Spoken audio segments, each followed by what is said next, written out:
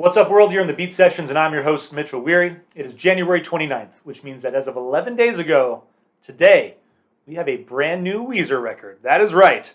OK Human dropped today. It is the new Weezer record before the new Weezer record, Van Weezer, which is slated to be released in May still.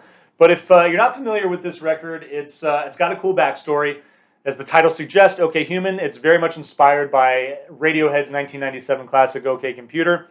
And much like Radiohead, Weezer finds themselves at their most experimental. I mean, this project is definitely the most out there that they've ever been, but I love that they're writing in a style.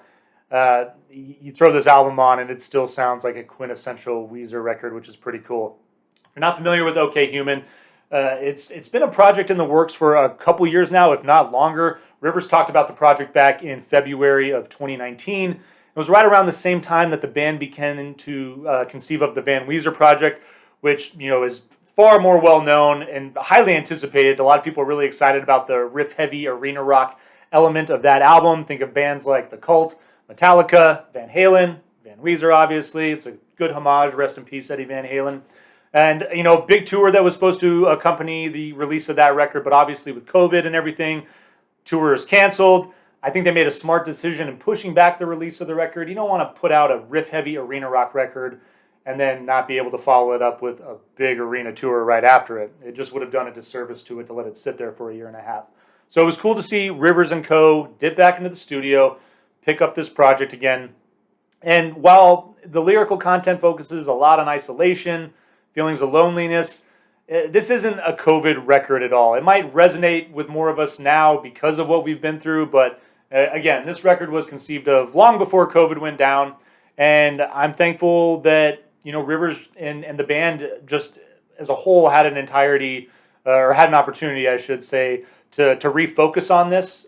They didn't put a release date on it. It's tough to say when or if we would have ever gotten it. So thankful to be talking about this project.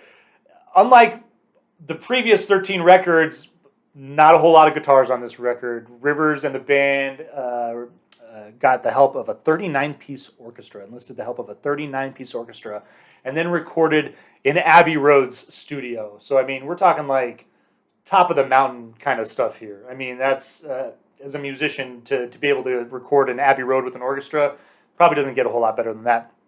But immediately, you get a feel of the Beatles, of the Beach Boys during that Pet Sounds, Sgt. Pepper's era, upon pushing play on this. The opening track, All My Favorite Songs, it sounds like the opening of Strawberry Fields Forever, and then it cuts right into a violin riff that is evocative of Eleanor Rigby. The second song, Alo Gobi, it's just got that good riffy violin. Two great tracks to open up this record. And frankly, it's 30 minutes, 12 tracks, and it's cool that there's so much orchestration and that the album itself does take on the characteristics of an orchestrated piece. It's 30 minutes in 12 parts, basically. You get this beautiful symphony. There's a lot of piano-driven tracks as well that will probably remind you a little more of Elton John tracks like Playing My Piano, and then Here Comes the Rain, Here Comes the Sun. See what's going on there. So it's pretty cool. And what I enjoyed about the back end of the record as well is that it just has this seamless continuity, short songs that move from one to another, kind of the way the B-side of Abbey Road does.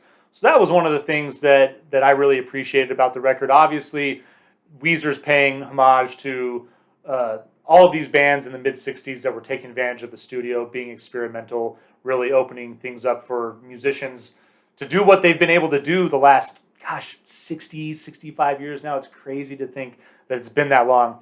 The one shortfall of this album, I will say, and it's unfortunate because it involves something that is so quintessentially Weezer. It's Rivers and his tongue-in-cheek lyrical content.